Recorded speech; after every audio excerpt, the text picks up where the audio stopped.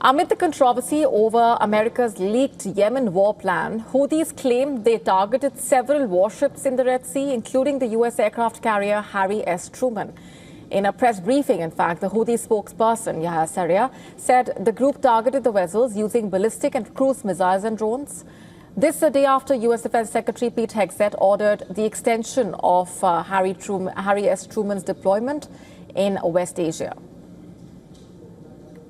Also directed USS Carl Vinson, which has been operating in the Pacific, to begin streaming towards the region. In fact, the Houthi spokesperson said the attack on the warships was in response to the American aggression against Yemen, what it called the massacres against civilians in Sana'a and Sadr. The Houthi spokesperson said the operation lasted several hours. This engagement, the second within 24 hours, lasted several hours and thwarted an aerial attack that the enemy was preparing to carry out against our country. Sarriah also said the Houthis launched 2 missiles targeting the airport in Israel, and the Houthi spokesperson said the airport was hit by 2 ballistic missiles.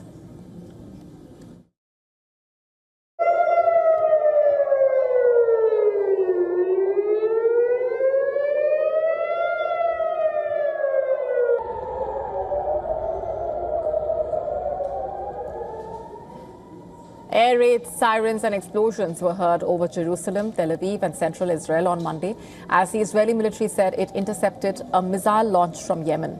It is the 6th time the military says it has intercepted a missile launch from Yemen after Israel resumed its bombardment of Gaza last Tuesday, shattering a period of relative calm since a January truce.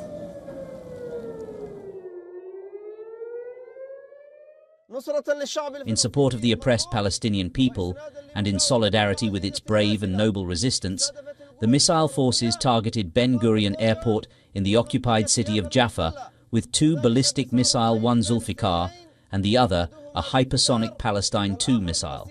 By the grace of Allah, the operation successfully achieved its objective.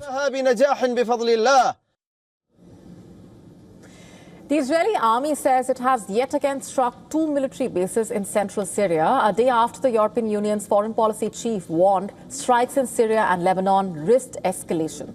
Referring to the 2 targets, one in Palmyra and another 50 kilometers west of the city, the Israeli military said it struck military capabilities that remained at the Syrian military bases of Tadmur and T4.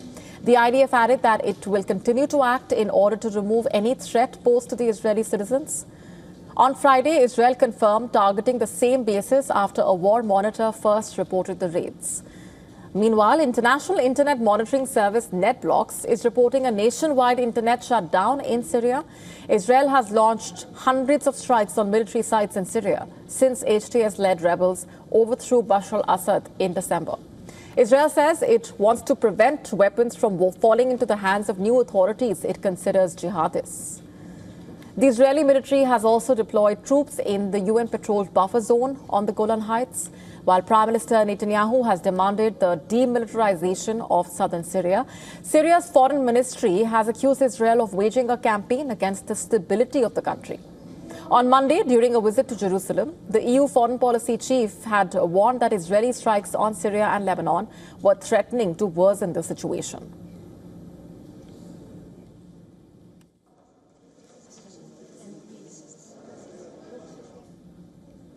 And we earlier spoke to Dr. Wael Awad, an international journalist and senior vice president, Middle East and North Africa International Relations, distinguished advisor, West Asia at the Tilotoma Foundation. He serves as a distinguished advisor for the Global Counterterrorism Council. Take a look at what he shared with us. I believe the new strategy for the Israeli government is to make sure that there is a new reality created by after the fall of Assad regime, because you see, it was the same group that Israel have been supporting since 2013, Hayat Tahrir al-Sham, and they have been funding them, and they were treating the patients of all the fighters who were fighting the Syrian government at the occupied Golan Heights, and then they sent them back. So now Israel realized that these groups are terrorist group in their own prescription of this, and they cannot be given advantage of taking part in the near to Israel and create a kind of a threat to security to Israel in the future. So therefore, Israel have been expanding, cementing its position in Syria. That's already controlling 3 provinces of Syria, deep 65 kilometers deep inside Syria, and controlling all the road to Damascus. And now by attacking Palmyra and Tinfour and these 2 military bases in the center of Syria, it's a clear indication that the expansion of Israeli influence in Syria will extend throughout the border from Jordan up to Iraq, up to the Kurdish area where the United States is controlling. And I think that's a clear violation of the sovereignty and integrity of Syria, because the future of Syria at stake, especially with the continuous occupation of Israel and the United States and Turkey of the Syrian territory, not to speak of the current government of Syria, which is unable to spread its control all over Syria.